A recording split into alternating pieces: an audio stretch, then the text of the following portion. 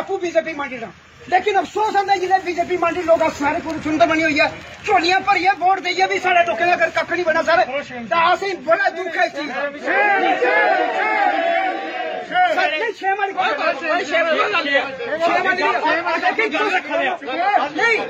क्या असीं गल रखने दायित्व सर जी नहीं है,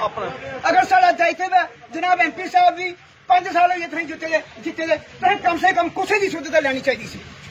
असें कोई दिंदियों नहीं रही थे,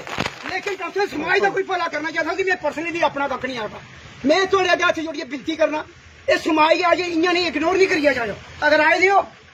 मैं थोड़े कन्नै जाना भी जाना, जिथे तुम भी आगो थोड़े कन्नै चलांगा,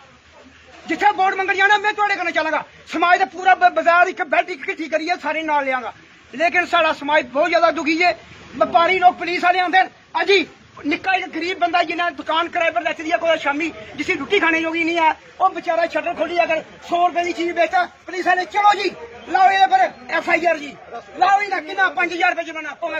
जागतों के घर भुखे मरा दे सारी इन्हें व्यापारियों लोगों इन्ना केड़ा दोष किया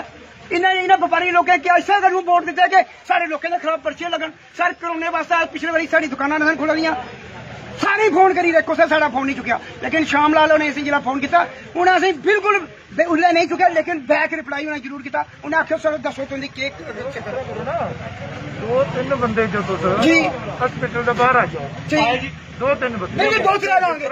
मैं 3 लाओगे, ठीक है। भारत माता की